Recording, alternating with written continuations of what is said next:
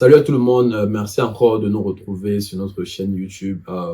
Je ne peux pas le rappeler assez. Nous sommes une nouvelle chaîne grandissante et nous vous encourageons vraiment à liker, à vous abonner à la chaîne si vous aimez le contenu que nous faisons ici. Et n'oubliez pas de partager la vidéo si, n'est-ce pas, vous pensez que ça peut être intéressant pour certaines personnes que vous connaissez. Donc, lors de la vidéo précédente, on a parlé de l'immigration sur le côté des études pour ceux qui veulent venir ici fréquenter. On a vu sur l'aspect financier, sur comment les différentes choses à savoir sur le côté finance, sur les choses que le gouvernement recherche, le coût de vie au Canada et autres, le coût des études, tout ça. Donc, on a parlé vraiment de l'aspect financier. Pour tous ceux qui n'ont pas vu cette vidéo, je vous encourage d'aller voir la vidéo. Et voilà, n'est-ce pas, aujourd'hui on va parler c'est la suite en fait de notre vidéo et on va parler vraiment de l'aspect académique que non seulement l'école, l'université recherche, mais aussi que le gouvernement aussi recherche lors des applications. Sur le côté universitaire, on a commencé à le voir dans la vidéo précédente. On a vu que l'université souvent demande les 3 dernières années de vos études, soit peut-être à l'université, ou soit peut-être au niveau du secondaire. Donc, peut-être au niveau du secondaire, on va voir les 3 dernières années que vous avez fait au secondaire avant d'avoir votre baccalauréat secondaire, qui est différent du baccalauréat universitaire, qui est, beaucoup de gens au Canada savent que le baccalauréat universitaire, c'est un diplôme, un peu comme la licence.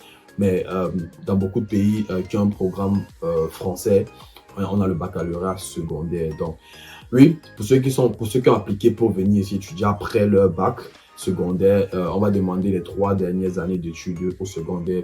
Pour ceux peut-être qui étaient à l'université, qui veulent peut-être pour un programme plus élevé universitaire, peut-être, je suppose, si peut-être vous avez votre licence et que vous voulez appliquer en master, ce qui est possible, on va demander peut-être les 3 années de licence, les bulletins et autres, pour qu'on puisse voir les différents critères pour vous accepter au programme. Et j'aimerais dire que il faut vraiment regarder l'aspect des notes. Comment est-ce que s'est passé votre programme durant vos études? Donc, quelles notes vous aviez, comment est-ce que vous avez eu vos examens et tout ça. Donc, parce qu'ils vont vraiment mettre l'accent vraiment sur les notes que vous avez eues.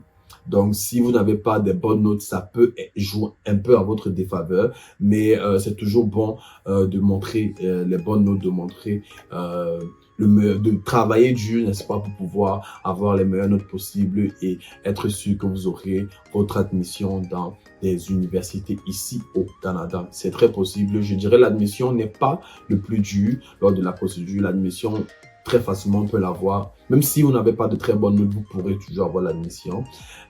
Mais voilà, c'est quelque chose à souligner au niveau des notes. Faites vraiment attention parce que les notes sont quelque chose qui s'appuie beaucoup dessus pour savoir vraiment quel type de personnes, quel type d'élèves ils vont admettre dans le programme.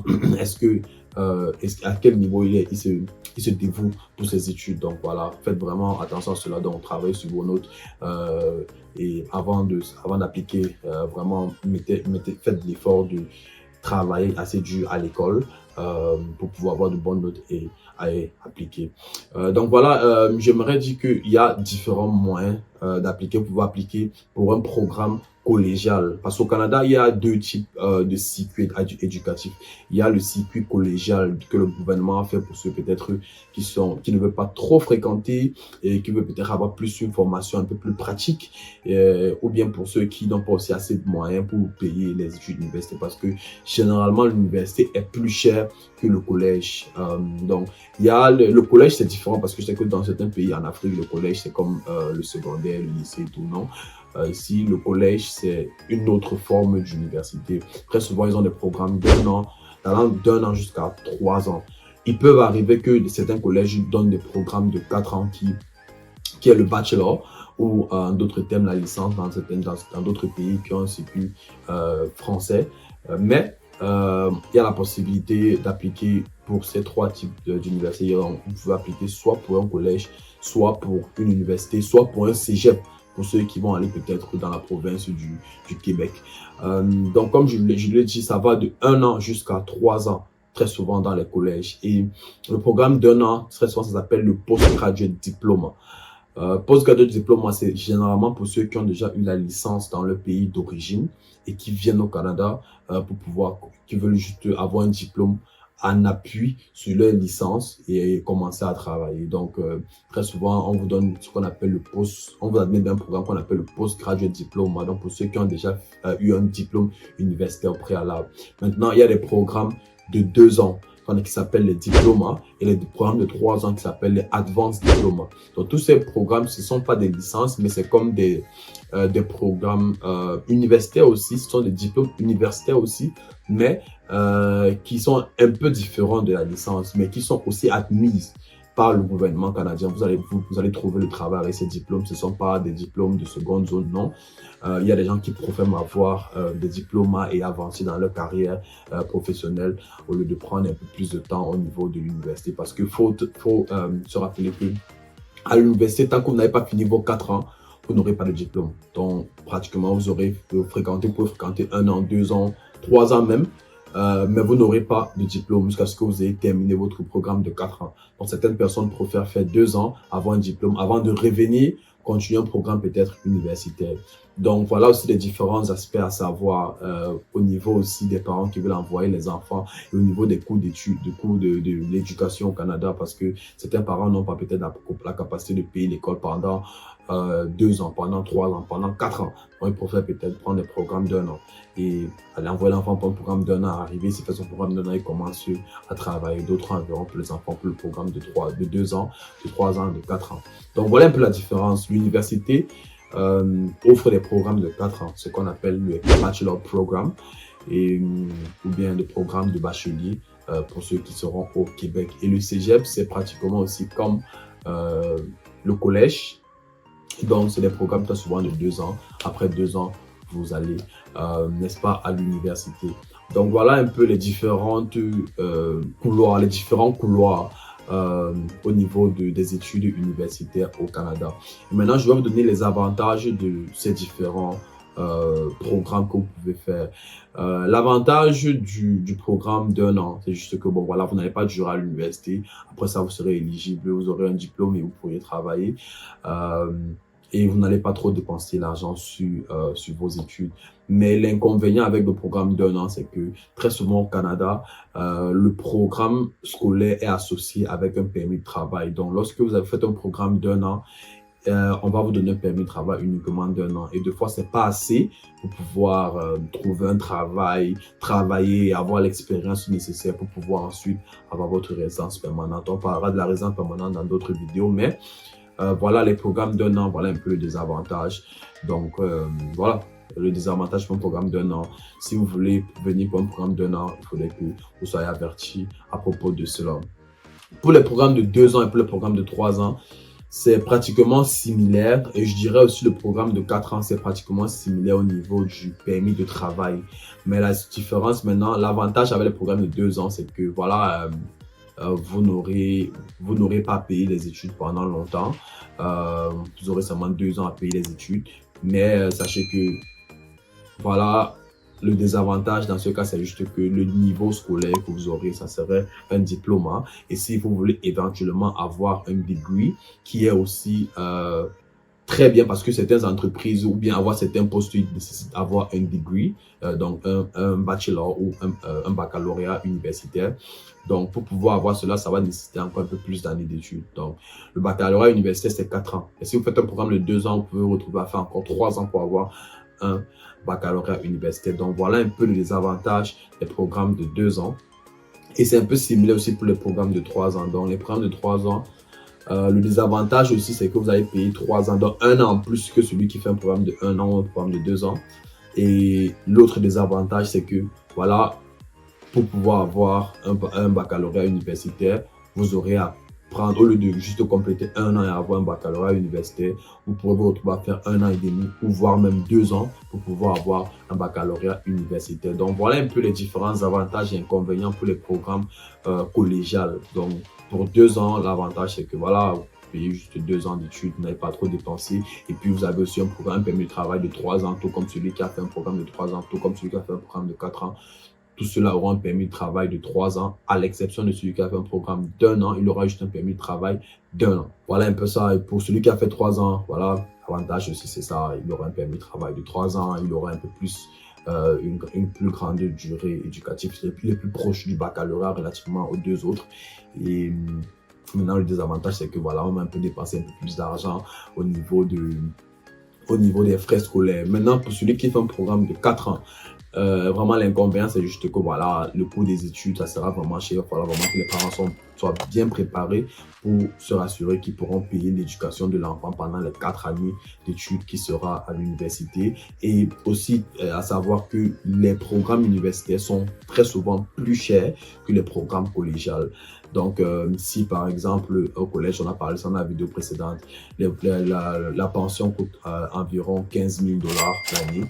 Vous pouvez à l'université ajouter encore 5 000 $ sur ça. Donc, à l'université, généralement, vous pouvez voir des programmes qui vont dans les 20 000 $ l'année et plus, dépendamment du programme que l'enfant veut faire. Parce qu'il y a des programmes comme peut-être l'ingénierie, des programmes comme peut-être l'informatique où l'enfant sera mené à faire beaucoup de pratiques, aura besoin d'utiliser beaucoup d'équipements de l'école. Ça va nécessiter plus de fonds. Donc, le programme sera un peu plus cher. Et pour les programmes un peu plus accessibles comme le programme commercial peuvent être un peu plus moins chers. Donc voilà, mais d'une manière ou d'une autre, l'université sera toujours un peu plus cher que le collège. Donc voilà, il faut être averti par rapport à cela. Voilà un inconvénient au niveau vraiment des finances. Il faut vraiment que les parents soient bien préparés sur le côté financier lorsqu'ils envoient leurs enfants à l'université au Canada, surtout en tant qu'étudiant international. Maintenant, l'avantage, c'est que voilà, vous sortez de l'université, vous avez votre baccalauréat universitaire, c'est qui va vous ouvrir beaucoup de portes. Je dirais d'entrée de jeu, celui qui a fait le baccalauréat, celui qui a fait le diplôme, advanced diploma, ou bien post-secondary diploma, ou bien le baccalauréat, d'entrée de jeu au niveau du travail, ils ne sont pas trop différents. Donc, les mêmes opportunités de travail peuvent s'offrir à tout le monde. Mais c'est juste lorsqu'ils auront déjà commencé à travailler, au niveau maintenant de l'évolution dans l'entreprise, là maintenant il pourra avoir maintenant la différenciation. Ceux qui ont le baccalauréat universitaire peuvent avoir plus d'opportunités dans l'entreprise que ceux qui n'ont pas le baccalauréat universitaire. Donc, voilà un peu l'avantage à celui qui a le baccalauréat universitaire. Bon, voilà, on a parlé de l'avantage, des avantages, des inconvénients et des différents types de programmes au Canada. Donc, il faudrait vraiment que les parents soient avertis de tout cela avant de choisir un programme pour leurs enfants ou avant de demander l'admission pour un programme. Parce que des fois, on demande juste l'admission comme ça pour avoir un visa, mais après, lorsque l'enfant arrive, c'est un peu plus compliqué. Et j'aimerais aussi ajouter sur l'orientation parce que personnellement, j'ai dû me réorienter lorsque je suis arrivé au Canada. L'orientation, c'est quelque chose de très, très, très vital parce que j'ai vu des personnes ici qui sont arrivées. Je dirais, la majorité de personnes que je connais arrivent ici, soit changent de programme, soit changent de filière, soit d'autres même arrivent pour un programme universitaire, se retrouvent à faire des programmes collégiaux. Donc, vraiment, vraiment être sûr et faire vraiment des recherches au niveau de l'orientation parce que n'envoie pas juste l'enfant venir ici, faire un programme comme ça et puis finir l'école. On ne sait même pas s'il va trouver le travail, quelles sont les opportunités après le travail et tout. Donc, juste parce que le nom du programme a l'air joli et puis on envoie l'enfant fréquenter sans toutefois être sûr que les débouchés seront là. Alors, je tiens à préciser que à moins que vous voulez que l'enfant fréquente et rentre peut-être la structure, il y a une structure bien établie, peut-être dans son pays d'origine, bien juste ici fréquenter, rentrer travailler dans son pays d'origine. Ouais, là-bas, il n'y a pas de problème. Vous pouvez l'envoyer en fonction des attentes que vous avez de lui. Mais si vous voulez qu'il émigre au Canada et que peut-être il ait sa résidence permanente, soyez vraiment avertis sur son orientation parce qu'il y a des secteurs d'activité qui sont plus lucratifs et qui ont plus d'opportunités que d'autres. Je dirais l'informatique en fait partie, l'ingénierie en fait partie, la cuisine. Beaucoup de personnes vont se dire, oh non, je ne veux pas voir mon enfant faire la cuisine, devenir chef.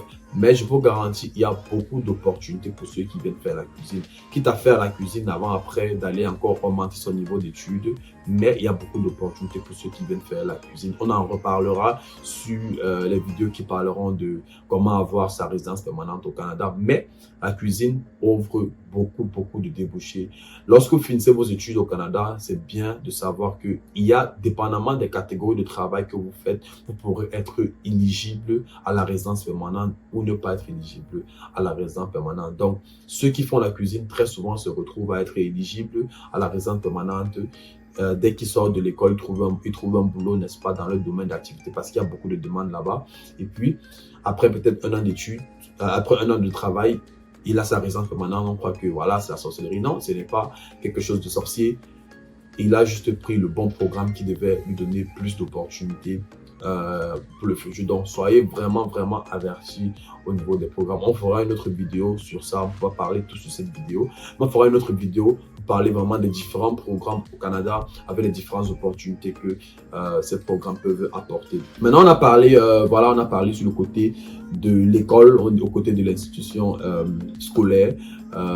Sur ce qu'ils attendent, les différentes opportunités qu'ils offrent et sur les différentes choses qu'ils regardent. Mais aussi au niveau du gouvernement, il y a des choses aussi que le gouvernement regarde sur le parcours scolaire parce que certaines personnes ont le refus de visa à cause du parcours scolaire et plein de personnes souvent sont butées face à ça et ne savent pas quoi faire.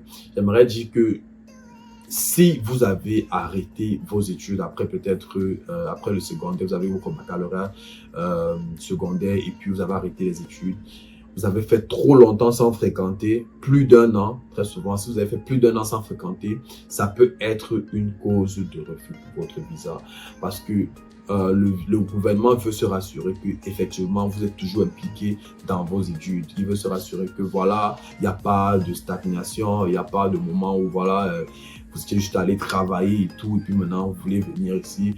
Ils vont se demander est-ce qu'il vient vraiment pour étudier ou bien il vient pour quelque chose d'autre. Donc se rassurer que le parcours scolaire est bon.